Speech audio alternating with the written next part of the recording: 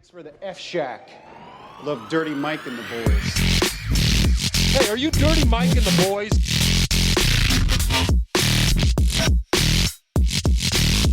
How you know who we are? What's this? They call it the podcast? Morning Good. Oh, I love Hey, welcome to the air. Thanks. Oh, wait, I'll start over. Welcome to Morning Good. All right, we're here with Andrew Manning. Thanks for having me. Should I take the shoes off? No, Okay, we're okay. done. I get called out too much for pandering to the feet people. The foot- So now I'm going to do the opposite. I'm going to wear like a burqa in the next episode and be like, yeah, we'll see. Yeah, let them really beg for it. Yeah. It would be funny if it was just 0 views. You're reported. Your channel's taken down. Yeah. The feet community come after you. Yeah, the YouTube guy is the guy who's pushing it, and like the guy who owns YouTube. Yeah. You didn't realize you had a man on the inside. No. Who just, loves your Marked fucking his art. hate speech. What were you saying you realized recently, though? You were talking about like making sure that the recording is happening even though you've never lost an episode to not recording. I just realized the other day, of all the times that I've like misplaced something or gotten drunk and not remembered what happened the night before or whatever, in all of my adult life, I've never lost my wallet. Dude, I've had the same wallet for almost 11 years now. I that is very solid, and I'm kind of in the same boat. So I've had my wallet fall out of my pocket numerous times. I've lost cards. I've lost driver's license. I lost a wallet when I was about 10 years old. I remember I had $20 worth of allowance, and I had It's a fortune to it's a a 10-year-old. fortune, dude. I had a Roadrunner driver's license in there. Hell yeah. Yeah, and it was in a fucking Publix, and I remember, dude, just.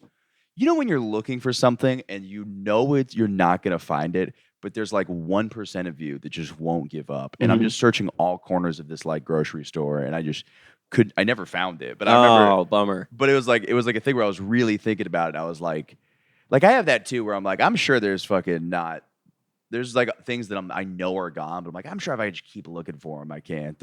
Yeah. And then I just never find it. Yeah, the reason that you look continuously is the same reason you check the camera, though. It's like because there's still a chance that thing could happen. So even though it's negative, like, oh, I wonder if the thing is recording, it's positive for you looking for your wallet. Yeah. You're like holding out hope that you will find it. It's so funny you mentioned like having a Roadrunner like ID, like a fake kid ID. I imagine that was very important to you at that time. Oh, yeah. That was like a prized possession. It meant a lot to you. Yeah. I had a pair of shoes that I still think about to this day that I had probably when I was like 7 years old. Because Really? they were just so cool to me. What were they? I don't even know, but like they were black shoes mostly with like white base, rubber around the bottom. They were kind of skate shoe, like in the sense that they were flat, but they were almost like designed to also run around in. Okay. And I remember they had like a fucking Velcro strap at the top. Like after you laced it up, you could fucking throw something over the laces. They were just so cool to me. And for some reason, I haven't had a lot since then. This meant that much. Exactly. Yeah. It's like nothing means that much. Like I used to have a Lego guy that meant a lot to me when I was 8. Yeah. And now it's just like, I don't know, fucking shit is shit. Yeah, no, now it's like I have an apartment that I don't even value. I'll fucking trash the shit out of this thing. And it's like my living space. It's your domicile, and you're like, none of this is connected to my soul. Yeah. It's like this could be burning down, and I'll be like, oh, could I get money from that? Yeah. Well, then it's like, dude, I had what do you call them? I had one time I stole a shoe. We saw these pair of shoes, and I guess the guy just had them in his backpack, and they were Audios, and they were black and white, like What is skate on shoes. Audio? Audio's the brand? Yeah. Okay. And I took one, and then my buddy took one because we're like, dude, these are so sick that like we'll each just have one of these. That's so funny. So like I left, and I just show up in my mom's car with like one shoe, and then one like tennis shoe, and then like just an Audio 6 skate shoe. And obviously we got in trouble, and they were like, who the fuck stole Jason's shoes? And it was us. And then because like we were doing that thing where we're kind of looking around for a little bit, and I'm not a thief, but like you look around long enough that you're like, will we ever even find the person? I mean, in school we would have, but like nowadays it's just like you're like, wherever does this person even want this thing? Sometimes if it's like just laying there for a while, but he did want them, and then a similar thing's happening to me right now in my building. So I know exactly what the BlueChew package looks like because I ordered them, and I canceled my last order because I'm kind of broke right now. And I was like, all right, we'll be fine. I'm gonna try to lock in, and then in my hallway right now in my package room for about a week and a half, there's been an opened somebody else's BlueChews, just somebody else in this building, and they just have not claimed their own package that's been opened, and I'm like. It would be wrong. I'm literally considering going to this guy's door, knocking on it, being like, "Do you want these?" Because I will take these boner pills. Yeah, that's such a bizarre thing to leave out in public after it's been opened if you don't want it. Yeah. Like, or if you do want it. Like, that's definitely the actions of somebody who doesn't really care about the contents of that package. What if he was about to have sex with like a child, and then he opened the BlueChew and was just like, This will put me on the edge. So then he just left it right there. Maybe he had a moment of clarity. He's going to bang somebody's wife. Or there was some moral obligation that had him just be like, I'm just leaving this here. Yes, it's the guy who buys a pack of cigarettes, opens it, but then throws it away before he can smoke one. That's going to be my justification for stealing this man's Yeah, BlueChews. fucking take it. Also, like, this guy, what does he fucking think that the public common area in this building is his personal space? Like, I'm totally justifying stealing. If right it's now, open, like, it's trash at this point. It's trash. It's trash. It's not. He's not supposed to just use that as like his medicine cabinet, bathroom mirror storage facility. It's like those are pills. Yeah, you got to take them before a child goes and gets their hand on them. That's a great point. You have a moral responsibility to take those boner pills. Yeah. Well, it's so funny too because it's like BlueChew has like discrete packaging, but everybody who knows what BlueChew is knows exactly what it is. That is funny. Yeah. That is stand-up premise funny. It's like it's discreet unless you know what it looks like. And then you're like, this is exactly a BlueChew package. Yeah. It's like an undercover cop. Where once you know what to look for, you're like, that's blue. That's what it is. Oh, somebody for sure got coke in this building, dude. It was so funny. Somebody like... In the mail? Dude, for sure.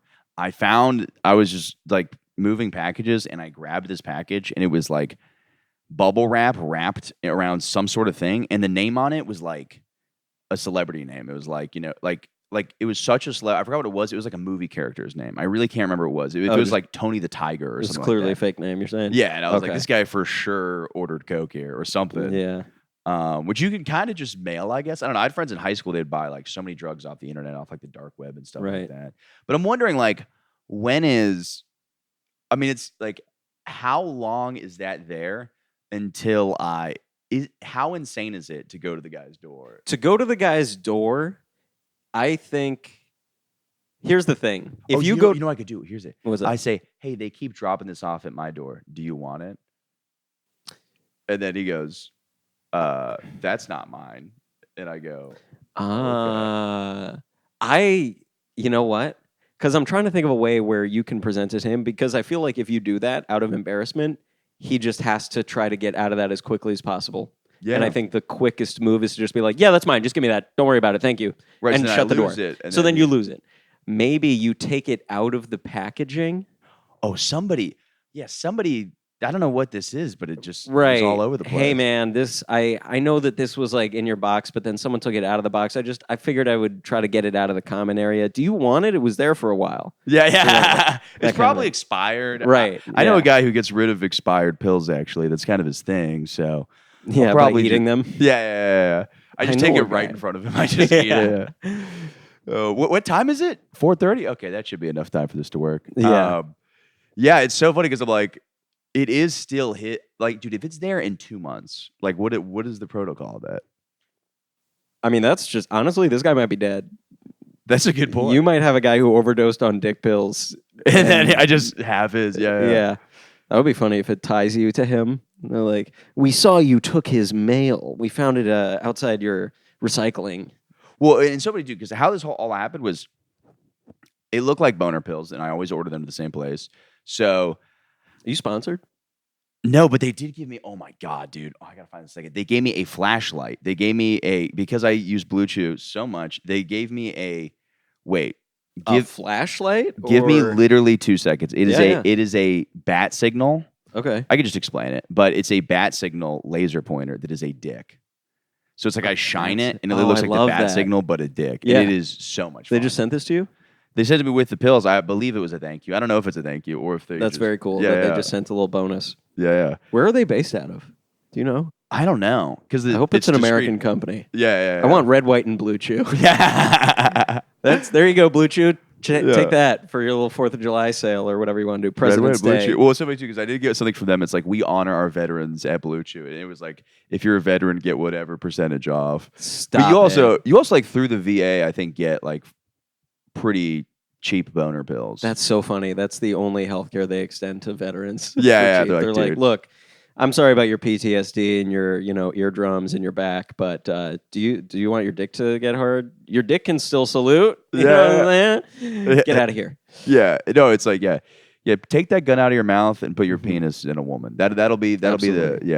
And then put that gun back in your mouth. yeah. Because it's the only way you could do it. Yeah, exactly. It's the only way you can get hard now. The Blue Chew stopped working. I have to have a gun in my mouth. I have to take the Blue Chew by putting it on the end of a barrel and swallowing it. It's so crazy that there are people like that is how they come, is having a gun pointed at their head. Wow. I hope. I think I've heard about these people. I mean, there are people who have wild preferences, as you and I both know. I had friends and family. I'm about to tell a dirty story about myself, so be warned. The girl that I lost my virginity to asked me to. She was like very nice. She was, but she brought me over to her place. We were in her like attic. Do you know this story? I Ever know told you this story. You do? You can tell it again, but I also do want to say this. I love whenever a story like this happens. I do the same thing. I pepper in really nice person, lovely person, great personality, beautiful. Yes. And then I peed on her face. yeah. And then she asked me to do something horrific. No, I have gotten caught and shamed appropriately, and probably should have been more, because I like kissed and told in a like derogatory or like not derogatory, but like gratuitous and objectifying way. Like I talked about like a girl's pussy and on a podcast afterwards. I didn't name her or anything, but she listened to it and then was like, she called me and I was like, oh, why is she calling me? And then just was like, I listened to the podcast. What made you think that was okay to talk about? Oh. And my heart sank and I was like, oh, I've been bad. God damn it. I totally feel so differently, because I had the same thing happen to me. And so I fucked some fat chick on a balcony one time. And That's what's up. Yeah. And I talked about it on my podcast, and I was like, had a great time, lovely woman, banged a fat chick on a balcony. Later on the podcast, I'm like, all I do is I'm just banging fat bitches on balconies. And then she... Classic. First off, she was like, have you ever talked about my podcast? I was like, oh yeah, for sure. I think one time I talked about it. And then she listened, and she just fucking was like, never talk to me again. You're a huge piece of shit, all this stuff. But it was like, she was fat enough to know she's fat.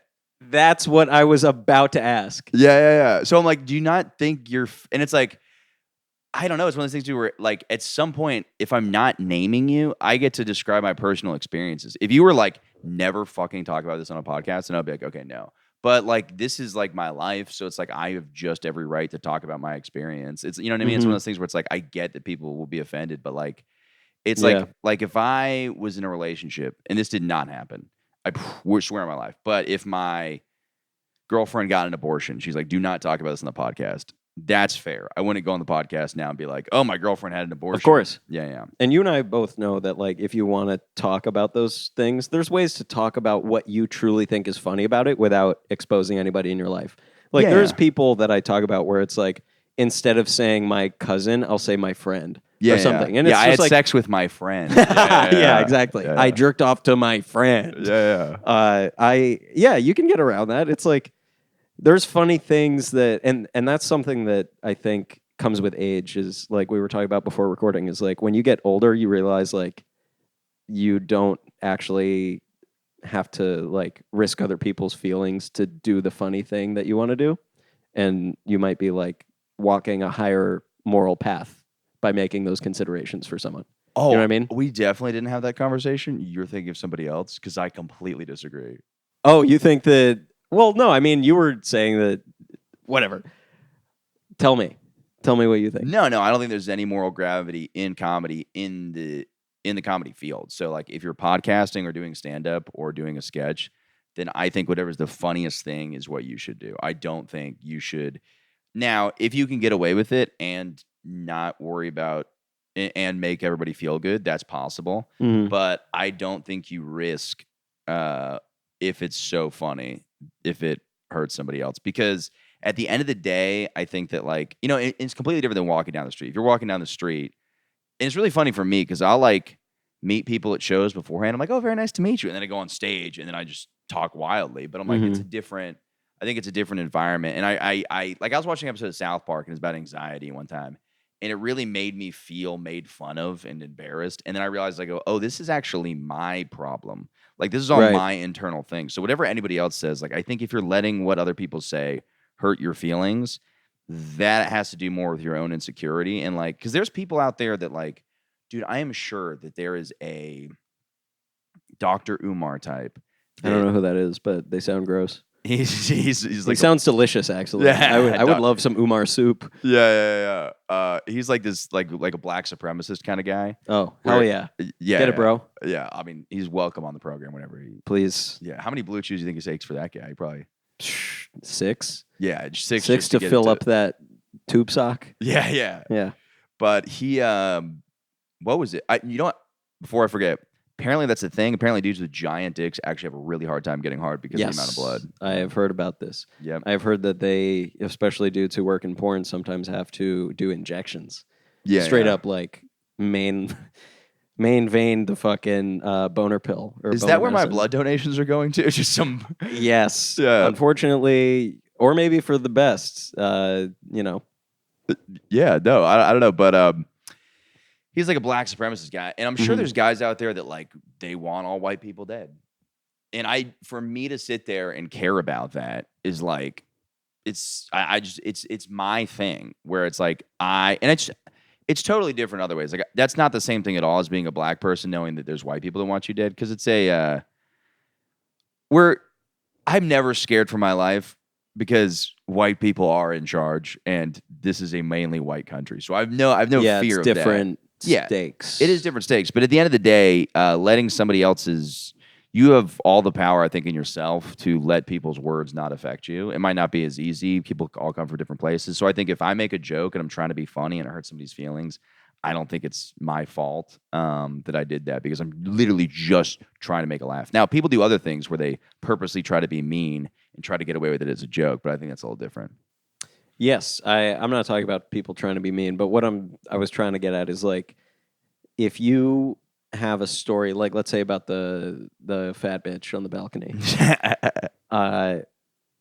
Also, just to digress even further and stray away from the topic at hand, I think that the risk grows when somebody doesn't really get how like you or I think and talk with other comedians.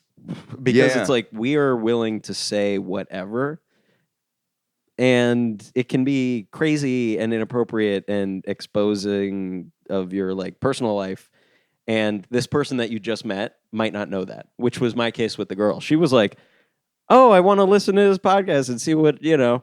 And then it was just me being like disgusting. And it's like, that's not what she wanted. Yo, that pussy stank. Absolutely. Yeah. That pussy, I fucking was looking at it like bat wings. And so it's like, imagine if she was like, if you take like several steps beyond that, she might be like, oh, I'm just going to straight up listen to this with my family for the first time. Yeah. Imagine that. Well, that's why mine is just me with an erection on the cover.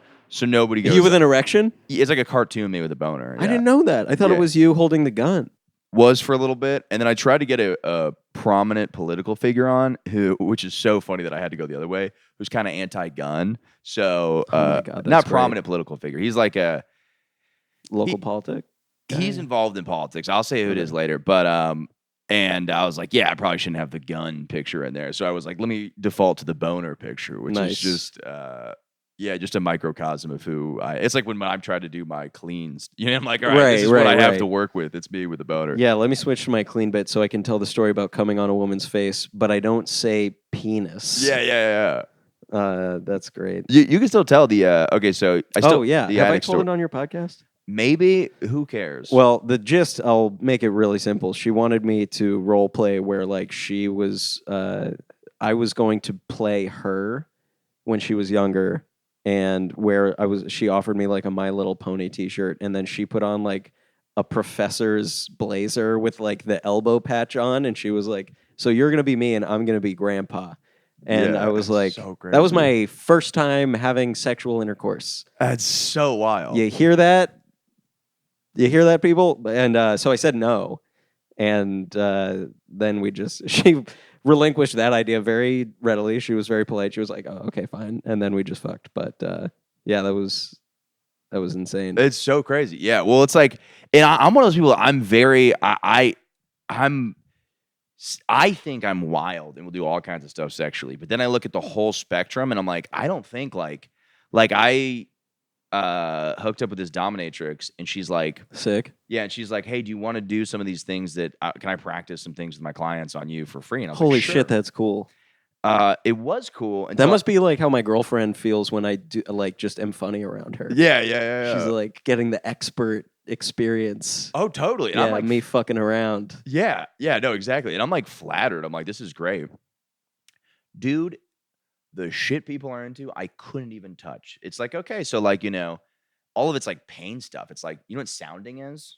Oh my god, did she sound you? No. Okay. I said no to I was like, I can't Yeah, help yeah. you with this at all. It's like sounding's when you put a metal rod in a dude's penis. Mm-hmm. And there's like all kinds of just like cock and ball torture, Mm-hmm. all these things that I was like, wow, I feel so good about myself because I'm like, there's Yes. this going on. I'm not like, fuck them, that's going on. But I was like, Yeah. like this whole time I have this weird internal thing where I'm like, I'm proud of who I am to a degree, but there's also amount of shame that I'm lying through. Like I'm lying through some of the shame sometimes to be like, oh yeah, I don't care that I did that. And I'm like, Yeah. yeah, sometimes I'm really insecure that I like fucking weird shit. Sure. Another one I don't think I could do is like the black girls that like being called the N-word. I don't think I don't know if I could do it. Because if somebody's Yeah. Well, you just got to get practice. yeah. I was just practicing for yeah. Can Yeah. I practice this with other people? While I'm yeah. at Walmart. No, yeah, it's like I don't know, because like I really think it's like if that I don't think there's anything morally wrong with it. You're there to If she's asking you to do that, of course. yeah, and this never happened to me personally, because I'd never hook up with a black person. No, I'm kidding. Yeah, I would never. No, Oh my god, I made a promise to my family. yeah, and to God. Mhm. No, but it's like I've never been in this position. Dominatrix is a black woman, by the way. Nice. Yeah. Cool. Look who's whipping who now. Yeah, I'm the one getting whipped. Yeah. But yeah, no, it's one of those things that's like, this is what you want, but I don't know if I comfortably would. Now, if she Did was, she ask you to do that? no, Okay. no. But I'm saying there are like I have heard a lot of people be like, oh, it's called race play. There's people that like Yeah. being called racist stuff. If she was like, can you act like a white guy that thinks he's black and say the soft A? I in a heartbeat could do that. But I don't know if I could play like A racist person. yeah, well, in a movie, I could. Somebody's like, in a movie, Right. you could play like a slave owner. I'm like, I could. Interesting. I could do that. But in a sexual role play, because in my mind it gets complicated. Because I'm like, are you going to at some point feel a different way? Like, is it going to happen, and then in the middle, it's going to bring you back to a different place? You know what I mean? Like, am I going to fuck this up and say it like in a way that like, you know what I mean? It's like, am I going to say this in a way that it's going to be like, I don't know. Maybe I just said it too loud, and she's like, "Oh shit!" Your that, like- neighbors here. What's up? The neighbors here. Yeah. Or They're like, oh my god. Yeah. Imagine that. You're screaming a racial slur at this black woman. Her neighbors know her, and they're just like, holy shit, we have to call the police. yeah. There's a hate crime going on there. Yeah. Well, and it's the same thing. Sex and comedy is the same fucking thing because you're like, it's the same thing with choking. Choking somebody's incredibly inappropriate. But when you agree this is an environment where we're choking each other, Yes. it's allowed now. And it's the same Yes. thing with stand-up where you're like, we agreed to this environment, so then We're in a comedy club. This is a safe space to be outrageous. Yeah. I think it's interesting that you would be willing to do it on camera for like a movie because I feel like that's very similar where it's like this is for consenting parties. Like Yeah. the people that went and saw a movie, let's say kind of like Django Unchained in theaters where they might not know exactly how provocative the scenes with some of the characters are going to be involving race. It's like, do they know what they're getting into? Kind of, but like after a while, people know exactly what they're getting into. I view that as kind of being like this person explicitly asking you to do that. Yeah. And whether or not, are you worried you like can't pull it off a little bit? That is definitely a fear. Yeah. Well, I think it's like, and by the way, this is 100% based on, I know white girls that have dated black guys that like being called the N-word. I know black guys that have said they like white girls calling them the N-word. Ooh. And I've heard white guys say they were dating a black girl who liked being called the N-word. I don't think it's super common, but I've just heard this thing before. I've watched like JOI porn where it's like humiliation, and the girl's like, "You nasty N-word," and I'm like, "Oh, this is." Is it a white girl? Yeah. I'm like, "Oh, I guess this is not for me." Holy shit. Yeah. I mean, talk about not having a day job anymore. It's like not only are you doing porn online, you're dropping N-bombs in your porn. Yeah, but it like doesn't get any fucking more outrageous than that. No, but you're like, it's something somebody enjoys, and there's no ill intention. I mean, it's actually the nicest intention. You're trying to make somebody come. I think what's funny about the JOI videos is that like you're taking a leap of faith that people do want that. Like I can't just be like, look, I'm posting on Pornhub and just be like, you fucking stupid. Yeah. She had to get requests. What? It's JOI, man. I'm doing this for my gay black fans. Yeah. The funniest, if I were her, I would do a extreme. We got a lot of requests for this next one. You know, you got to be like... You got to post the screenshots of the comments at the end of the video. I saw an amazing one the other day. It was mean stepmommy pops all your pool toys, which is such a, like... Jesus There's Christ. really Who something that for everybody. Some guy whose stepmommy popped his pool toys, and he's not gotten over it, so he has to jizz to it now. Oh, man. There was some, that's like a traumatic childhood event for him. And he's what a good life. That's what he has to do. Yeah. Although that is sadistic. That's like the suburban cruelty that does like scar you, where it's like, yeah, maybe not like a lot of bad shit has happened to you, but maybe you've just had like the mundane malaise of a drab suburban upbringing and like unloving parents, and you just come home one day and your mom has just like slashed your pool toys. Like that's weird. That is definitely psychologically. That's a good scarring. point too. Yeah. I feel like that has a place in like Ari Aster horror movie. Like Hereditary or some shit. Yeah, just like destroying the toy. Yeah, you know what? Yeah. You could make a really actually intense scene of a mother smashing her son's action figures and him like crying. Oh yeah, because it's less about like she's not physically hurting him, but there's a weird way that you could play it that she's like enjoying. Oh, definitely. Yeah, because that's what it's all about. It's like, are you parenting or are you trying to? It's just punishment in general. It's like, are you actually trying to help the person, or are you like, same with cops? It's like, are you trying to get a sense of? And by the way, I am guilty of totally trying to get a sense of power sometimes. I don't. It's not typically my personality, but I have told somebody off before, and I was just like. Nah, and then I'm like, oh, that was me just trying to feel like I'm a strong guy. Yeah, power tripping a little bit. Yeah. I've been there. I've been unfortunately there. Like somebody fucks up your order or somebody does something stupid to you in traffic.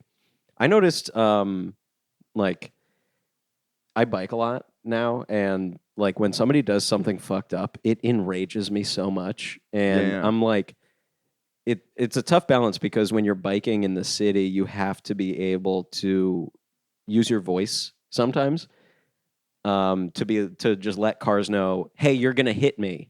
But then I also don't want to be the guy who like yells at somebody for doing something totally normal that like everybody does. Yeah. And so it's like, it's a fine line to walk where like I'm trying to actively encourage myself to be more vocal and like ready to use my voice on a bike, but also I hate who I am after I ride by a car and like maybe they rolled through a stop sign further than I thought they should and like then tried to go and they turned into me or whatever, and I like turn and give them like a death glare. And then ride away, and then I'm just like, I'm a fucking bitch. Yeah. If they got out of their car, so womanly to just give like a like what am I gonna do? If it's the same thing, like when somebody's having a road rage issue, and then somebody like you get out of the car, and then all of a sudden there's no dividing barrier between you and the other person. You're just like, oh, what the fuck have I done? I'm not willing to throw down with this stranger. No, yeah. I feel there's somebody recently that I was like, I will physically fight. Oh yeah, dude, somebody was barking.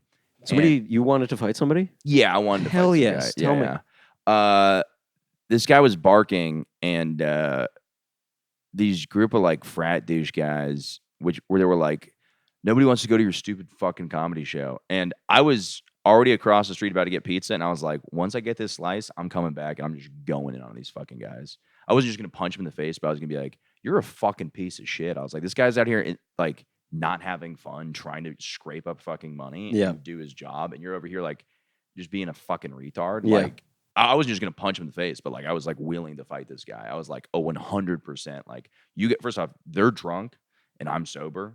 I'm not a good fighter, but I'm at least like, if this were to happen. Now, for sure I would get banned from the club where they're barking at. But like I saw it go in my head that far enough because these guys were drunk. I was like, oh yeah, we're in the street. Like, this guy could try to fight me. But then I come back with a pizza and they're gone. I was like, yeah, okay, well, I love that you were willing to sucker punch a guy surrounded by his frat boy friends. Some of the most dangerous people on the planet. Not these ones, dude. Oh, they were little bitches? I could fucking see it. I was like, dude, I'm not a tough guy, but I think I was just in a fucking point too where I was like, dude, I think the fuel in me right now could like fuck this dude up. And also the two guys barking would have had your back. Yeah. Nice. But I did not want to fight the guy, but I was like, dude, I was like, dude, if you just because I barked for so long, I'm like, dude, if you knew how fucking like demoralizing this is and how like, dude, literally it's soul crushing. It's soul crushing. You're sitting there on the fucking corner. The best comedians in the world are walking by you. Yeah. You have friends that maybe have been doing comedy less long than you, and they're walking by just to do a spot on the show. And you're out there like a fucking dog, barking, begging people to come to your show. And then some guy comes up and he's just like, nobody wants to go to your stupid fucking show, dude. And it just hit me in a way that it reminded me just of those fucking 3 years where I barked, and it reminded me of like all those people that were dicks to me. And I was just like, and embarrassment too, dude. It's like you're in a relationship and like that's embarrassing because you're like you're at that point in your career where you're like, oh, this feels so, I don't know. Is that Riley Reid on your shirt? I was planning on bringing this up at some point. I love that you thought it was Riley Reid. It is not Riley Reid, although she has done excellent work. This is Sasha Grey. Different porn star. So let me show you. Sasha Grey. It's a great shirt. Came from Sasha directly. Yeah? I have a buddy, Yoshi Obayashi, a good friend who has... a sushi restaurant? He has not a sushi restaurant, although he does probably dream of it based off of his name. But no, he was in the adult entertainment industry. Oh, nice. And so, yeah, he's made some friends throughout his years there. And Sasha was... friends with Yoshi enough to the point where when a friend of mine, I used to live with a couple comics in Washington Heights, and one of them had a birthday, and Yoshi knew that, I think this is how the events happened. Yoshi knew that he liked Sasha Grey, and then he facilitated her basically sending him like a personalized little care package. And so he got like a magazine where she was like the... main attraction of the magazine. Yeah. He got this shirt, and I think he got like a brief handwritten note of hers. And then my buddy who got that care package ended up getting a serious relationship with like a city lawyer, and she made him get rid of the shirt, basically. And so I got it. That's so funny. Yeah, so it's a bit big, but I'm going to wear it until... so funny to like...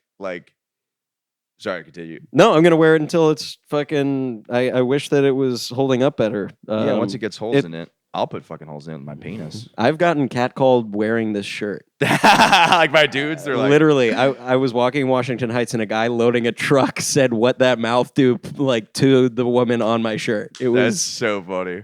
Incredible. It's a true story. I mean, they've completely mesmerized you. Like, it's like... Yeah. I see Riley Reid talking on a podcast. I'm like, what is she going to say next? Like, it's like, it's a weird kind of thing where it's like, I don't know. Yeah, I have like a weird.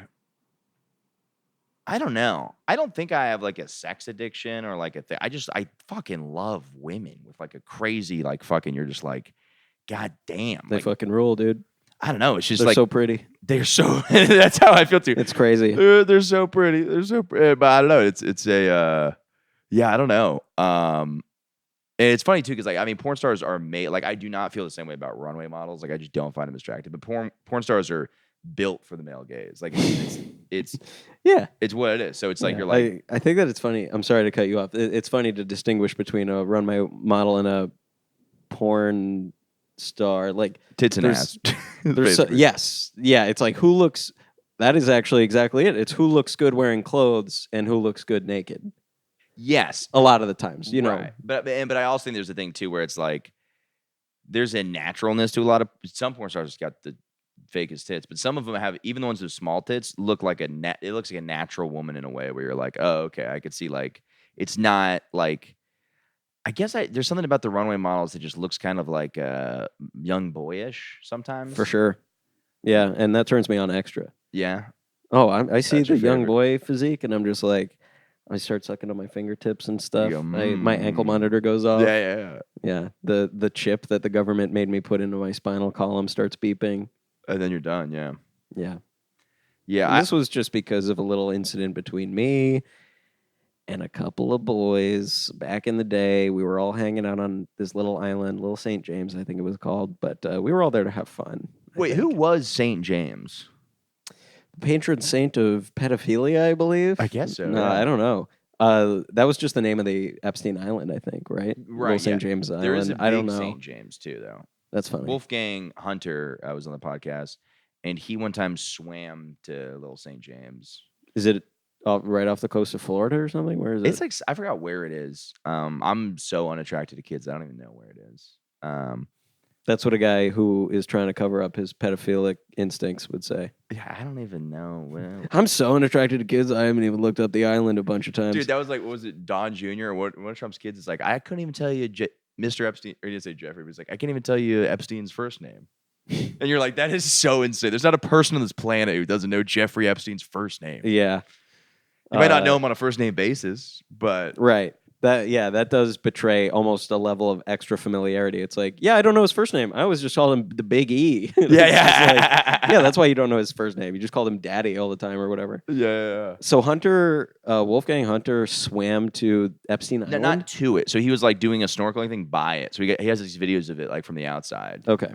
That's pretty we were crazy. joking around. It's like, yeah, that's Little St. James, but you know, it's like the Weenie Hut Junior kind of thing. It's like I don't Little know St. that. James that's not very tough, but Big St. James, that's where the real fucked up shit happens. Mm-hmm. Yeah. You got to work your way Scooby up. versus Scrappy Doo Yeah. kind of thing. Yeah, I heard a fun conspiracy that so Epstein was working with like Bill Gates and all. You know, he has weird relationship with all these scientists. And Yes. some people, or I saw Trevor. Who's the guy from Whitest Kids You Know who died?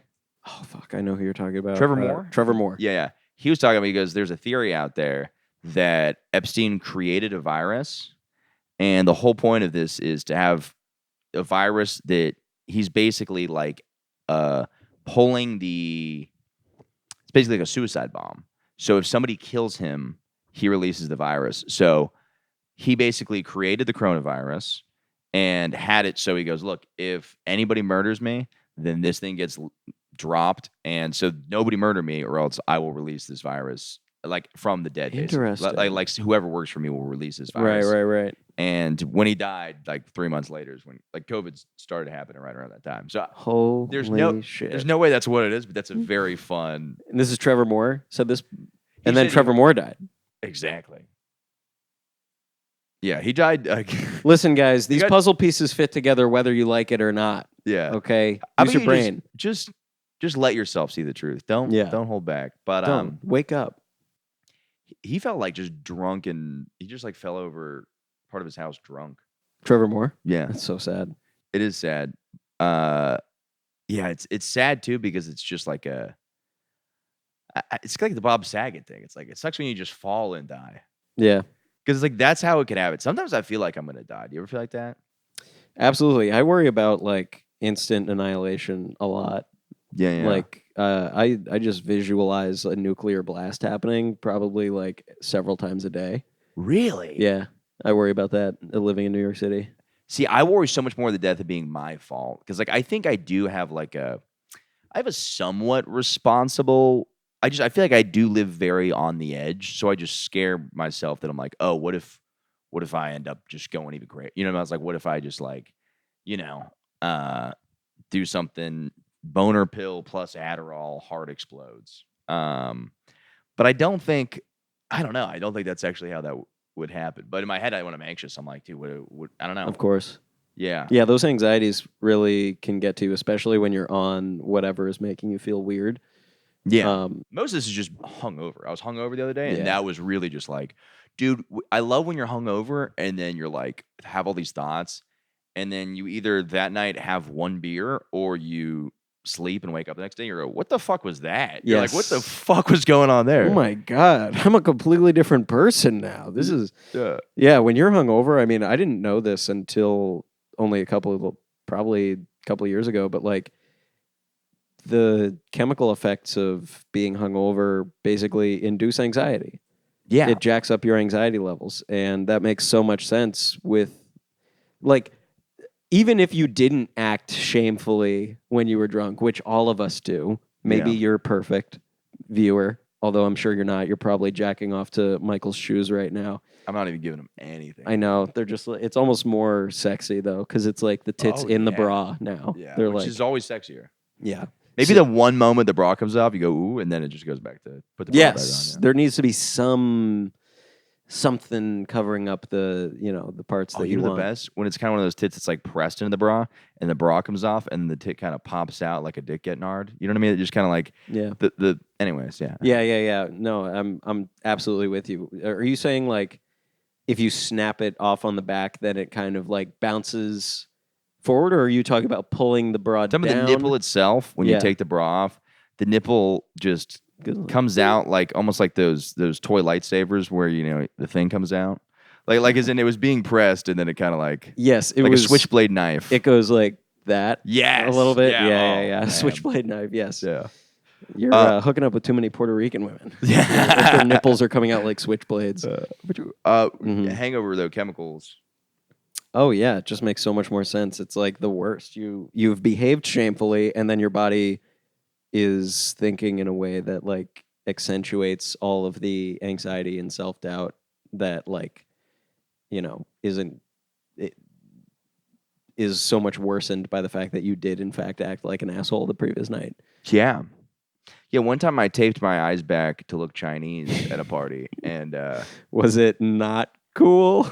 Tell you what, that's funny. I looked at a picture on my phone and I remember a couple laughs and then what the fuck? Yes, yeah, exactly. But it is the funniest, like waking up hungover. You're like, oh fuck, did I tape my eyes back to look Chinese? Shit, dude, because that's like the first joke you get as a awful. little kid when you're like, dude, look, I'm Chinese, and you pull your eyes back and everybody's like, that's hilarious because you're not.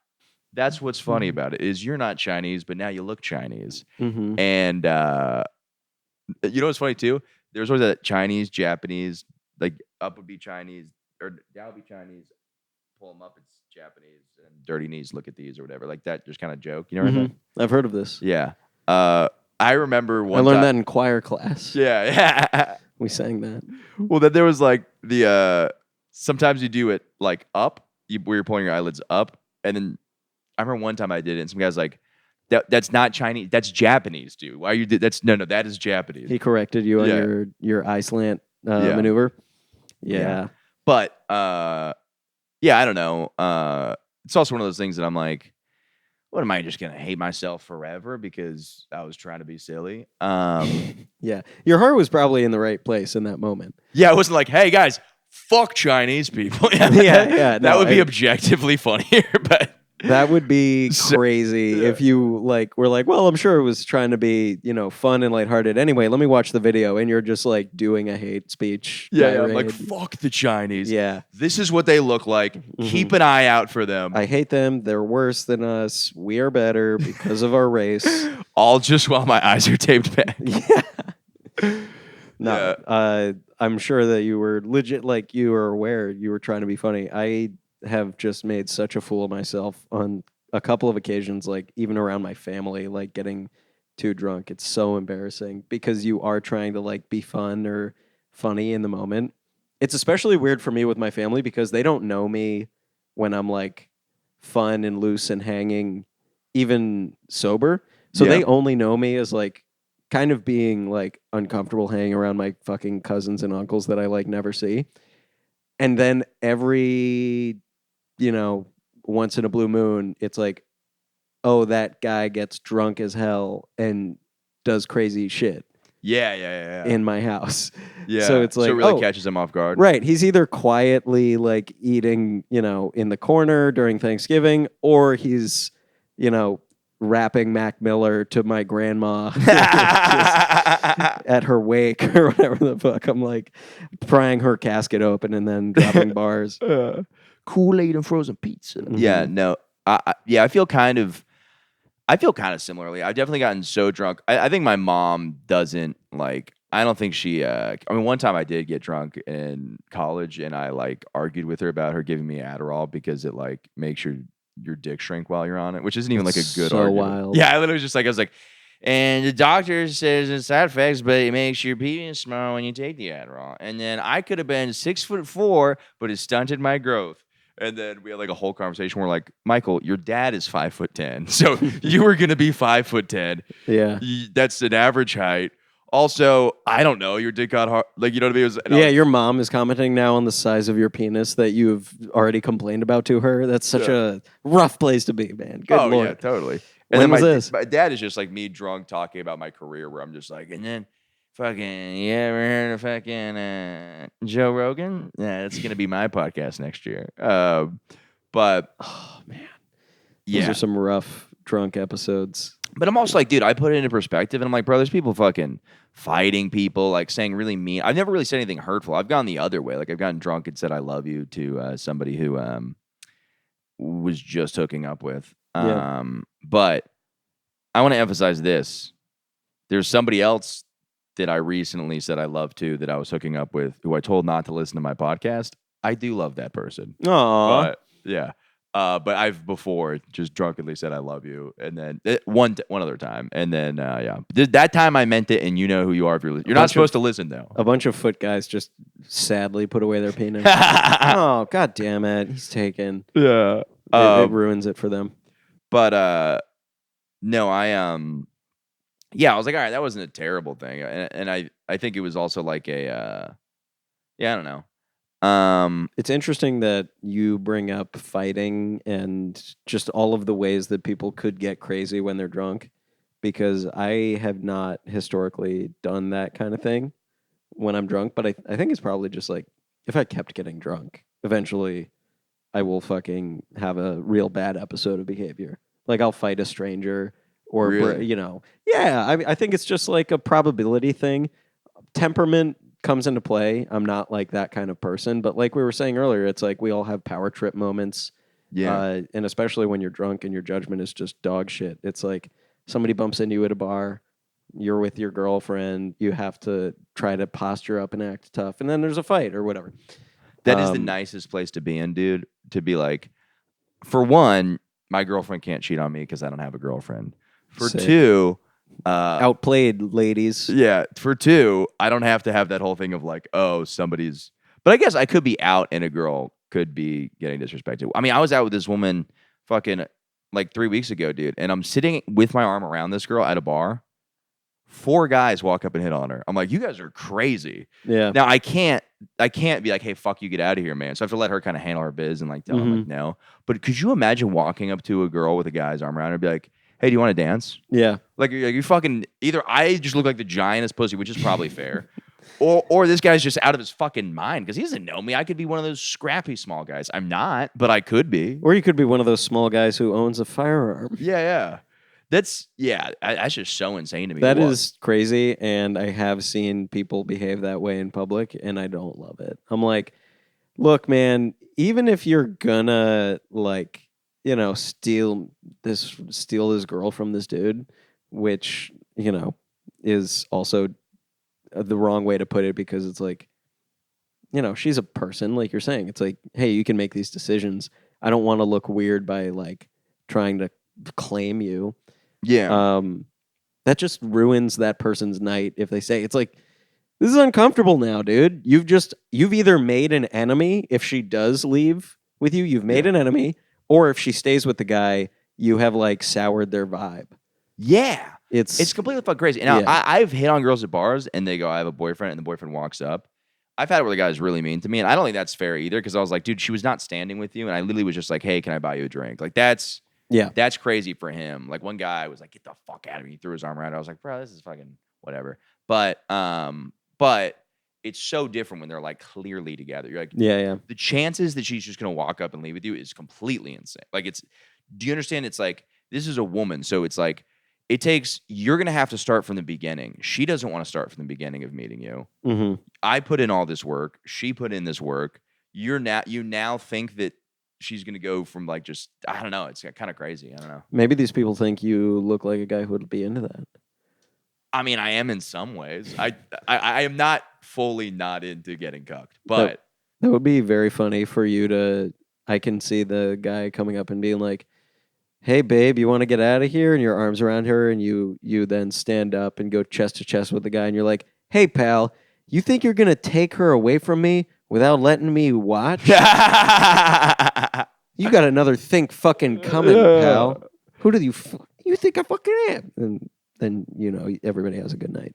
Then everybody has a great night. Yeah. By the way, not fully opposed to getting cucked. I think it's kind of hot, but it would have to be an organized situation. That might be a different episode. Bro. What if? So I think that like there's just the term getting cucked almost necessitates that it's someone you're in a relationship with, right? Whereas like I don't know if I would love that, but I think that if you were just like at a bar and somebody like, let's say you're at a bar alone, and this might have even happened to you in the past, and like a couple kind of wants you to. Normally, it's they want you to come fuck the woman while the guy watches. But what if they were like, hey, do you want to come watch us fuck? I would do it in a heartbeat. Absolutely. That's better than nothing. Yeah. That's like a thing when otherwise there would be no thing. Yeah. I'm always for the adventure. Like, it's like you got to enrich your life. And it's one of those things where like, I think I told you this one recently where like a while back, I was at my buddy's like, hey, do you want to go to an orgy? Mm-hmm. And I was like, yeah, I'll go to an orgy. And he goes, I met this couple online. And he goes, I don't know if I'm messaging the girl or the guy. And then we get to the bar and it's just an Indian guy. And he's like, my girlfriend's around here somewhere. And then he just wants us to get, and then she was just never around there. Yeah. But I was like, I'm going to the adventure of this, like whatever this is. Sure. You know what I mean? It's like, it'll be a funny story. But yeah, I don't know. So that guy just basically, what do you think he wanted? I think he wanted to fuck my friend, or I think it's possible he wanted us to recruit women, but he didn't have a place. That was the funniest part. He didn't even have a place to go? No, he's trying to host it at my buddy's. Huh. So this guy just shows up, no place to fuck. I was told it's an orgy. This is just another guy looking for an orgy. Right. Yeah, that's a little. You got invited to a cookout, and then you showed up, and the guy was like, okay, so where are we going to grill? Yeah, you're like, what? This is, I don't even know. The whole reason I'm talking to you is because I thought there was a bunch of women that were going to fuck. That's right. And you don't even have a place to go. No. It's so funny. Where's the chicks, bro? Yeah. But as I said, I'm working on other things right now. That's not all I was saying, but I'm working on a screenplay that's fucking fun as shit, dude. Yeah, you mentioned that earlier. That's fucking dope. Wait, I want to talk about what it is. Normally, I don't want to talk about what it is. I spent a lot of time. I was working on this comedic screenplay, and I just it's so hard when your brain's so jaded. And I'm like, you do a podcast, and you're like, I didn't like this joke. You do stand-up, you go, I don't like this joke. And you work a screenplay, you go, these jokes aren't good enough. Like, you're just very like, which is good, but I couldn't get through the screenplay I was writing. So I go, you know what I'm going to fucking do? I'm going to write a Batman screenplay just for me, just because I think it's fun. Oh, yeah. So now just to get better at screenwriting, I'm just writing a Batman screenplay. And it's the most fun I've had. And I'm like, I also need like another creative outlet instead of stand-up, because you're just banging your head against a fucking thing for so long with jokes. I mean, that's got to be tough for you because you're a constant joke writer. So like, do you ever get like fucking just like... Yeah, especially with like the roasts, it becomes hard to, and anybody who does like work where the result is your decision. So like if you were making furniture, let's Yeah. say you're like a craftsman trying to make a chair. You could come up with like 10 designs to finish a chair, and like you're looking at all the trim and the chair shape, and like after staring at all of these options for so long, you're like, I don't even know if any of these are even good anymore because I've just been staring at options 1 through 10. You do lose sight of like, is this even valuable? Is this good at all? And I feel like what you were saying with the screenplay is interesting because I bet if you read some of those jokes that you were like tired of or unsure of, I bet people would like them a lot. But because it's just you looking at them over and over again, they begin to lose their magic. Kind of like looking at the tits without the bra. You gotta very good fucking point. have a fresh set of eyes to really appreciate or understand what this is going to have an impact on other people. Like, because once you're just staring at your jokes for too long, they begin to be not funny. That's a really good point. Yeah. You got to fucking put the bra on the titties sometimes. Yeah. It's a great point. That probably is happening too. And I also think I could work on these things alongside. You know what I mean? Like it's kind of like like I could just work on both these scripts at the same time. My goal, no matter That's what, hard. though, is I'm getting a script done by Christmas. I know you shouldn't Hell be yeah. like this is a goal, but I'm like, no, I'm finishing one by Good for you. Christmas.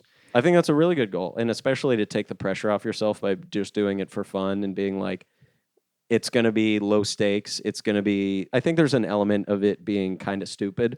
Where Yeah. you're like, yeah, I'm writing a fucking Batman screenplay. I'm not. This isn't going to get made, most likely. Maybe I've been you have emailing desires for James that. Gunn all week. I'm It's like, look, dude. No. You might be the fresh voice that the superhero movies need. no. I think too. Sorry, I don't. No, a rated X Batman movie. Oh, dude, just. But no, sorry, you're.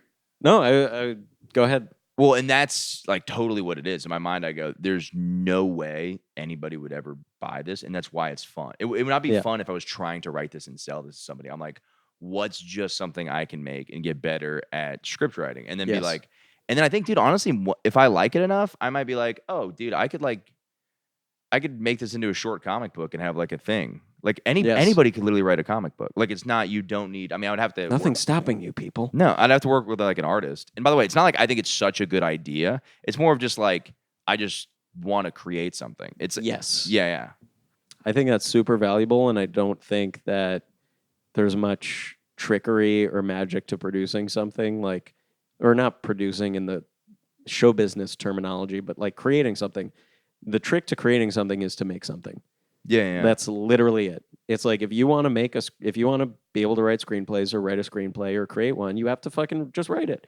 Yeah. And I'm seeing this as like a pottery class, basically. Like, I'm like, Exactly. I'm just building a thing that this is practice. You're going to learn things. There might even be things like tricks of the trade, like, oh, even if it's not exactly usable in that screenplay where you're writing out events and related to characters in the Batman screenplay, there might be tricks of like orders of events and tie-ins that you do in the Batman screenplay that maybe you use to like full effect in something that you do want to sell. Yeah, in comedy. It's going to be a learning experience, even if it's, Adam Harmon had this thing. I think it was Adam Harmon who was talking about like, if you ever have like writer's block, what you can do is just sit down and be like, I'm going to write the dumbest shit ever. And I'm going to try to write the dumbest, worst shit ever. And then it takes away all pressure. I think that's kind of what he says. I'm not going to quote him exactly right on that, but it just takes away all the pressure. And then you can move forward with your creative projects that do matter once you've gotten the ball rolling without any pressure. Yeah. I think that's very smart of you. No, well, and I heard the similar thing where somebody's like, go up there and try to bomb. Use your jokes, like do the jokes the best you can, but go up there and try to bomb. And apparently it's like very hard to do if you like actively are trying to with jokes that you've done before. Interesting. Not if you're like, hey, let me go out there and just fucking, Deliver tape my them eyes poorly. back. What's up? Yeah. Tape your eyes back. I feel like I could deliver my jokes in a way that they would bomb 100% of the time. In fact, sometimes I deliver them trying to do well and they bomb. But so yeah, maybe that's a project for someone else. I feel like I would do that too easily. You think so? Yeah, I mean, part of my issue is like reciting my jokes on stage instead of performing them. That's something that I've actively tried to work on throughout like, you know, being aware of my stand-up when I am not just in a slump or whatever. Yeah. I'm like, okay, let me actually try to perform these jokes. One of the big reasons why I started doing that is because I was doing this roast at the mothership, and it was a very big deal to me. I think it's still very cool to perform there. Like, it's a feather in my cap. It's a credit.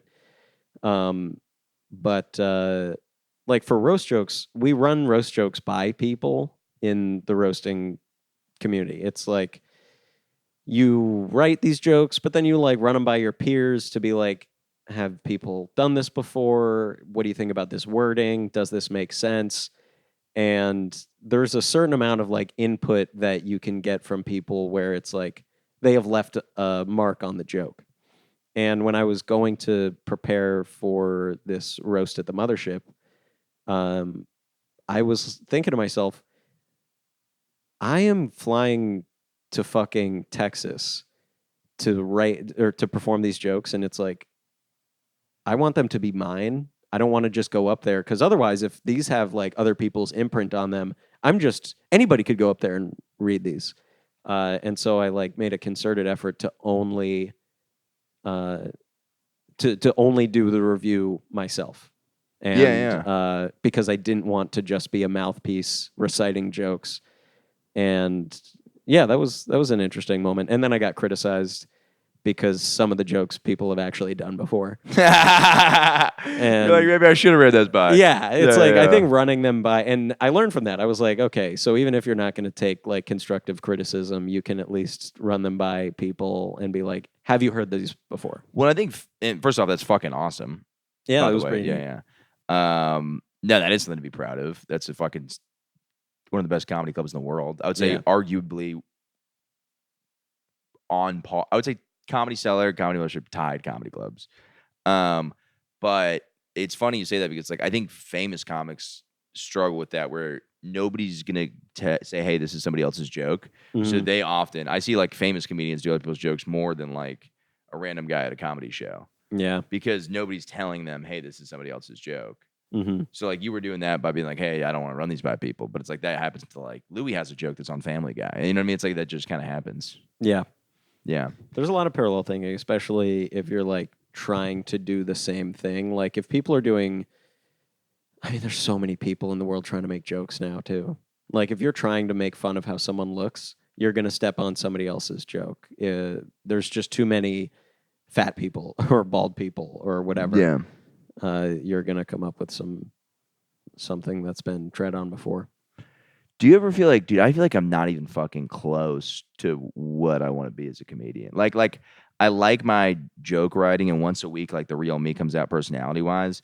But I don't know if I see other people, but it's like, I wish I could just have literally no stakes stage time. Because yeah, I do shows where there's no stakes. Everybody's like, work on new stuff. But I don't know. I just want to go up there and like act like a pterodactyl one day. You know what I mean? It's like, I want to go.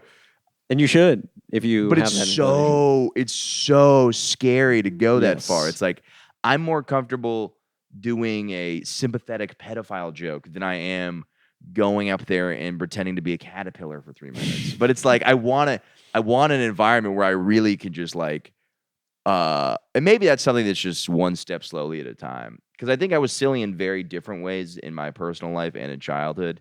And then I think I had trouble because I just went so structured with my stand-up, and it's so hard to like, but maybe I just see other people do something that wacky and I go, oh, that's what I should do. But really that might not even be at all what I should do. And I'm just a different, Yeah, I definitely have had moments, to go back to your original like introductory question to that experience you just shared. Like, definitely I have moments where I am like, wow, I don't want to be the person that I'm being on stage. Sometimes in real time, I'll be like, I am not performing well and it's shitty. Yeah. I think a lot of that has to do with comfortability with material, which to me is a problem of like memorization and familiarity. It's like one of the biggest problems that I have that's the easiest solved. It's pathetic. I'm like, if I just memorized all of my material, I think I would be like a significantly more proficient comedian, and I just cannot bring myself to sit down and study it like a good boy. Yeah. Because then you're free. You're freer on stage to go up and be like, you know what? I'm going to fuck around. And if shit doesn't work out, I know how to just wind back to a joke. Yeah. You know, go up and do the pterodactyl thing and then it doesn't work. And then you're like, you address that, make it funny, make the crowd laugh, try to slip into another bit. Well, I tried it a little bit. I used to, like, I did this thing on stage for a little bit where I would just go up there and just start doing, like, squats and, like, just grunting and not saying anything. Mm-hmm. And then I just went on the microphone and I talked about how I get more pussy than everybody. And then I started asking people in the audience, like, how much pussy how many girls you like times that by 1,000? Just like every single, which is like so not the Then way hit I do another stand squat. up. But I'm like, Yeah. I think that's funny Yeah. to just do that. Then you're just being yourself, being funny. Yeah, which is yeah. important. But then, like, I don't think I leaned in enough, and I also just like gave up on it really fast. Where I was like, I think there's ways to like explore it. But you're right, I could explore it and then just go back into jokes. Be like, that was weird. I'm just trying something, and then yeah. Yeah, that is almost something to do as a whole set. Because it is weird to experiment like that and then go back into super structured stand-up. Oh yeah, To like do something crazy like that. I love doing shows that like, I know what you mean. When you know that a show is going to be low stakes, like let's say you're doing a fucking bar show where there's 5 people, there's still an expectation that you want to give these people your best effort and a good time.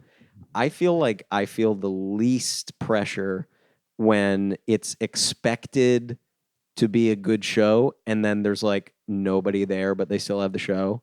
Yeah. That's when I am the freest because like there's the couple rooms that I love doing because it's like I'll go there and the booker's like, you know, we usually have like 20 people there and like every time I do it, And you're they like, have no, 5. you don't. I've been here every fucking Right. week. You Yeah. guys It's like, suck. oh, that must be whenever I'm not here. Although maybe there's a correlation there. But, and then it's like, oh, well, that's fine. They're like, oh, I'm sorry. It's like, I'm going to go up there and have fun. Yeah. And those are like the best times I have on stage. This is what we only got a couple minutes left. Yeah. This is where I get a little scared. So I, for like 7 years, had like no alcohol on stage. Like occasionally, maybe I think I went on stage drunk one time. And that was like not because I got drunk and somebody asked me if I want to do stand up. Mm-hmm.